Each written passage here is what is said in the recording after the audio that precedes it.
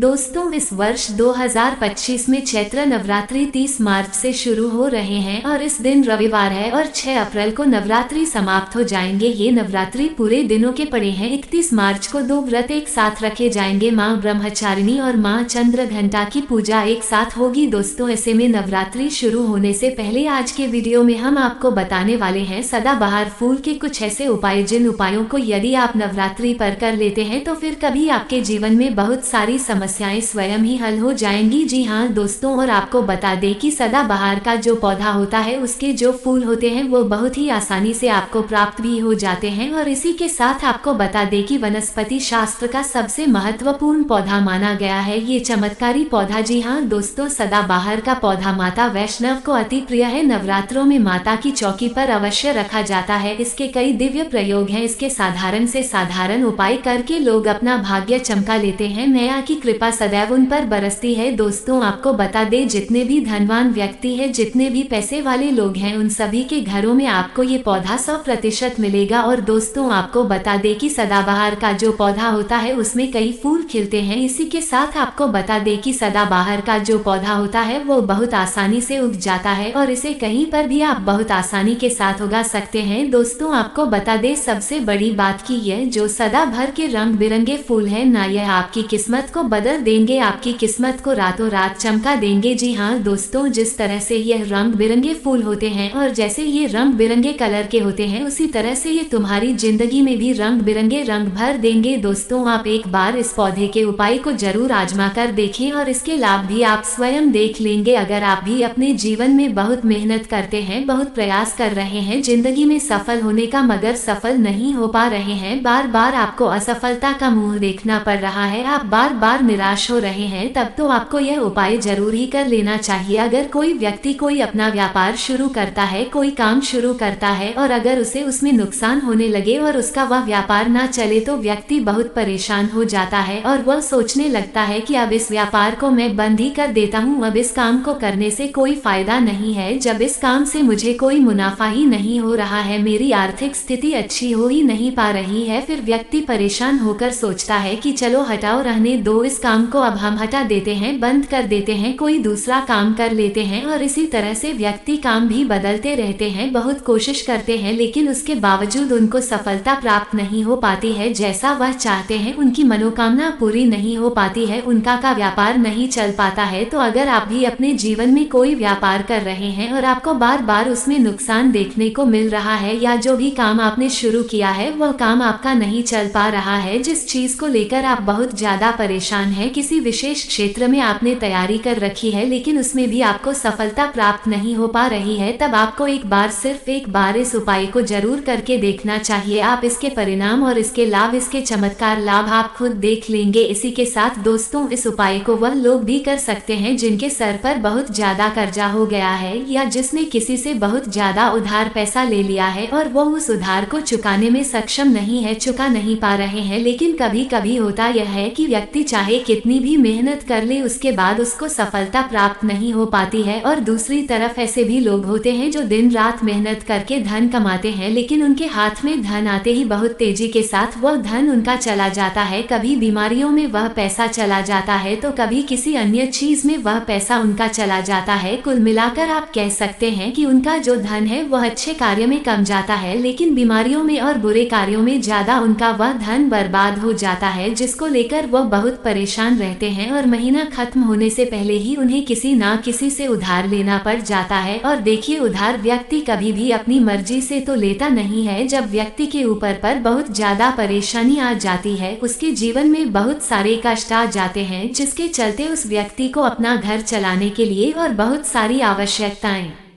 ऐसी होती हैं जिन्हें पूरा करना व्यक्ति का दायित्व होता है, जिसके चलते वह किसी ना किसी से पैसा उधार ले लेता है, ये सोचकर कि अगले महीने उस पैसे को मैं चुका दूंगा। लेकिन जैसे ही अगला महीना आता है, समस्याएं और परेशानियां खत्म होने का नाम ही नहीं लेती हैं, जिसके चलते उसके सर पर कर्जा बढ़ता ही चला जाता है और वह उस कर्जे को चुकाने में धीरे धीरे असम होता चला जाता है। उस कर्जे को चुकाने में उसे बहुत दिक्कतों का सामना करना पड़ता है, या कभी कभी व्यक्ति इतना ज्यादा भी कर्ज में डूब डूब जाता है कि उसके बस के बाहर हो जाता है कर्जे को अपने सर से उतारना। जी हाँ दोस्तों, तो अगर आपके जीवन में भी ऐसी कोई समस्या है तो आपको यह उपाय जरूर ही कर लेना चाहिए। दोस्तों, हम आपको बताएंगे ऐसे चमत्कारी फूल के बारे में, ऐसे लाभदायक फूल के बारे में जिसका उपाय यदि आप कर लेते हैं तो आप खुद देखेंगे कि कितने ज्यादा चमत्कारी लाभ उस पौधे के हैं यदि इसका सही प्रकार से उपयोग किया जाए, उपाय किया जाए और भगवान को यह फूल अर्पित कर दिया जाए तो यकीन मानिए आपके जीवन की सारे कष्ट, सारी परेशानियां तो दूर हो ही जाएगी। साथ ही साथ जो भी आपकी मनोकामना है वह बहुत जल्दी पूरी हो जाएगी। इसी के साथ दोस्तों, आपके जीवन में अगर धन से जुड़ी समस्याएं बन चुकी हैं, आपके जीवन में धन आना बंद हो गया है, अगर आप चाहते हैं कि आपके जीवन में, आपके घर में धन की वर्षा होने लगे तो आपको कुछ भी नहीं करना है, सिर्फ इस पौधे को अपने घर में लेकर आना है। और जब आप इस पौधे को अपने घर में लेकर आएंगे, अपने घर में लगाएंगे तो ये खुद ही धन को खींच कर आपके घर में ले आएगा। दोस्तों, इस उपाय को करने के बाद जब भी आप जो काम करेंगे ना, उसमें आपको सफलता प्राप्त होगी। और इस उपाय को करने के बाद यदि आप मिट्टी भी बेचने जाएंगे ना तो उससे भी आपको कई गुना लाभ प्राप्त होगा। तो आज की वीडियो में हम आपको 3 से 4 उपाय ऐसे बताएंगे जो सदाबहार फूल के ही उपाय है और जिन उपायों को यदि आप कर लेते हैं तो आपको कई गुना लाभ इन उपायों का मिल जाएगा। तो आपको सिर्फ इतना करना है कि आपको जो भी उपाय हम आपको बताएंगे उन्हें बहुत ध्यानपूर्वक सुनना है और उपायों को अच्छे से समझ के करना है, जिससे कि आपसे कोई भूल चूक ना हो। बिल्कुल अच्छे से आप वीडियो को पूरा देखें और उपायों को तभी करें जब आप वीडियो को पूरा देख लें और उपाय को अच्छे से समझ लें, तभी आपको यह उपाय लाभ देंगे। दोस्तों, इसी के साथ कमेंट सेक्शन में सबसे पहले माता शेरोवाली के लिए जयकारा लगा दें। आप चाहे तो अपने इष्ट देव का जयकारा लगा दीजिए, किसी का भी आप जयकारा लगाए, लेकिन जयकारा जरूर लगाएं। और अगर आप हमारे चैनल पर पहली बार आए हैं तो चैनल को जरूर सब्सक्राइब कर ले और वीडियो को लाइक जरूर कर दे। तो चलिए जल्दी से हम आपको बता देते हैं कौन कौन से हैं वो उपाय। देखिए, ये तो आप सभी जानते हैं कि संसार में बहुत तरह के वृक्ष पाए जाते हैं और सभी वृक्षों का अलग अलग महत्व होता है। उन्हीं में से कुछ पेड़ पौधे, कुछ वृक्ष ऐसे होते हैं जो देवी तुल्य होते हैं। मतलब कहने का है कि जिन्हें देवी का दर्जा प्रदान किया गया है, जिन्हें देवताओं का दर्जा प्रदान किया गया है। जैसा कि आप जानते हैं, तुलसी का पौधा हो गया, पीपल का वृक्ष हो गया, बट वृक्ष हो गया, ये सभी बहुत पूजनीय पौधे माने गए हैं। तो आपको बता दें कि कुछ वृक्ष ऐसे होते हैं जिनमें देवीय शक्ति होती है, जिनके अंदर बहुत अलौकिक चमत्कार होते हैं। अगर बात कर ले पीपल के पेड़ की तो उसमें साक्षात श्री हरि विष्णु का वास माना गया है और समस्त देवी देवताओं का वास भी पीपल के पेड़ के अंदर माना जाता है। और अगर हम बात करें समी के पेड़ की तो समी का जो पेड़ होता है उसे शनिदेव की तरह ही देखा जाता है। कहा जाता है कि शनिदेव का उसमें वास होता है। और अगर बात करें आखड़ी तो यानी कि हम जब आखड़े का पेड़ देखते हैं, उसे निहारते तो ऐसा लगता है कि गजानन को हम निहार रहे हैं। बेल का पेड़ हो गया जो कि बहुत ही पूजनीय है, या आप भी जानते हैं। तो आपको बता दें कि हर पेड़ की अपनी अपनी दिव्य शक्तियां होती हैं, अपने अपने लाभ और अपने अपने चमत्कार होते हैं। अब मान लीजिए किसी भी पेड़ की जिनमें दैवीय शक्ति होती है, उनमें से किसी भी पेड़ की यदि हम सही प्रकार से पूजा कर लेते हैं, अच्छे से उपायों को कर लेते हैं, तो यकीन मानिए आप अपने जीवन की समस्त समस्याओं से छुटकारा पा सकते हैं और आप अपने जीवन में जो चाहे वह पा सकते हैं। बड़ी से बड़ी मनोकामना भी आप अपनी पूरी कर सकते हैं। और अगर हम बात करें सदाबहार के फूल की तो सदाबहार एक ऐसा फूल है जो सदा खिलता रहता है, हमेशा ये खिला रहता है। इसी कारण इसे सदाबहार का फूल भी कहा जाता है। और इसीलिए दोस्तों, ये जो सदाबहार का फूल है ये सदा के लिए आपके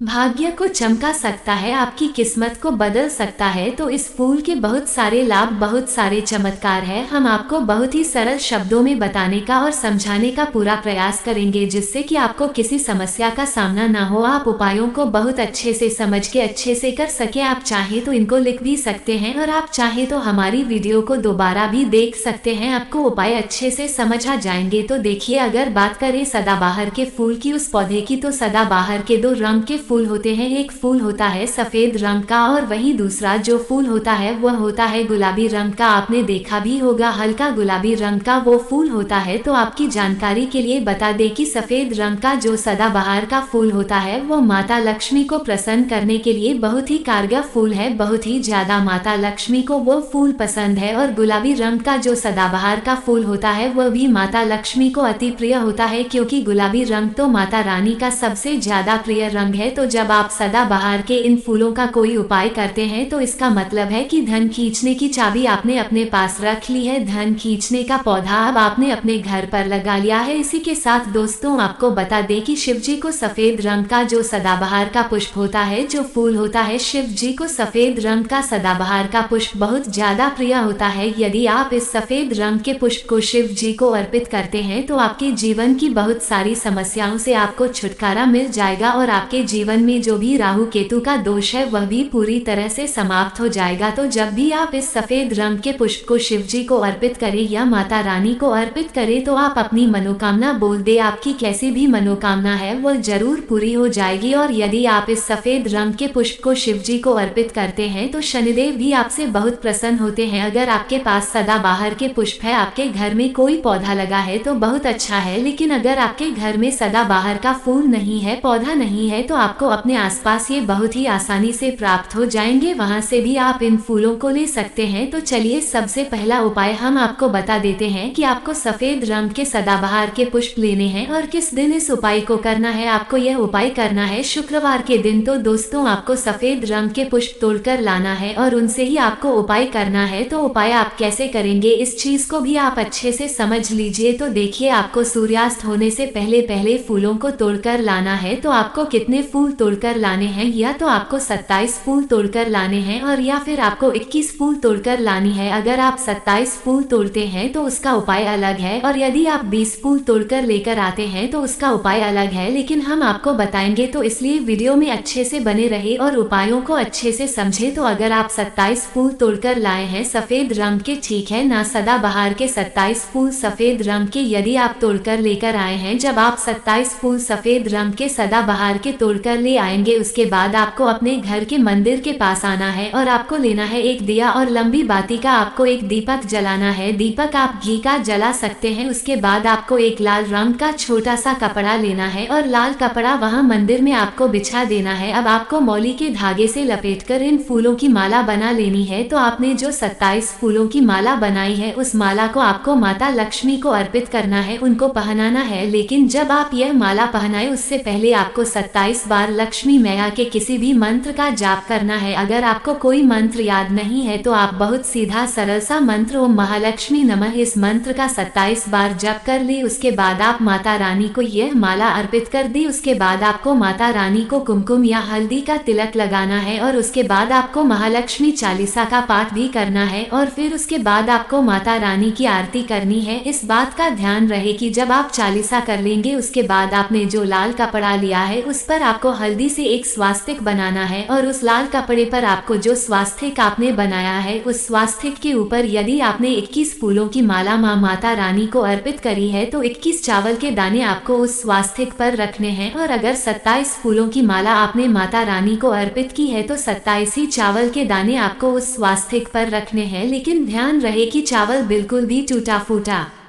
खंडित नहीं होना चाहिए। और जब आप चावल स्वास्तिक पर डालेंगे तब भी आपको ओम महालक्ष्मी नमः का जप भी करना है। इसके साथ ही साथ आप जो माला आपने माता रानी को अर्पित की थी वही माला आपको इस स्वास्तिक के ऊपर रख देनी है। अब इसके बाद आपको माता रानी के मंदिर से सिंदूर लेकर आना है और आप चाहे तो घर का सिंदूर भी रख सकते हैं। अब आपने जो माला रखी है उस लाल कपड़े पर, उस माला पर आपको वह सिंदूर छिड़क देना है। अब इसके बाद आपको उस लाल कपड़े की पोटली बना देनी है और इसके बाद दोस्तों आपको उस पोटली को उसी दिन, ठीक है ना, शुक्रवार के ही दिन रात्रि के समय में उस पोटली को रख देना है अपने धन रखने वाले स्थान पर, अपनी तिजोरी में। दोस्तों आपको बता दें यह उपाय आपको रात्रि के समय करीब 8 बजे के आसपास आपको करना है। वैसे तो आप सूर्यास्त के बाद कभी भी इस उपाय को कर सकते, मगर आप 8 से 9 के बीच करते हैं तो बहुत ही उत्तम रहेगा। अगर आप 21 माला का उपाय ये कर रहे हैं तो आपको यह उपाय लगातार 5 शुक्रवार को करना है। मतलब एक शुक्रवार कर लिया, फिर उसके बाद दूसरे शुक्रवार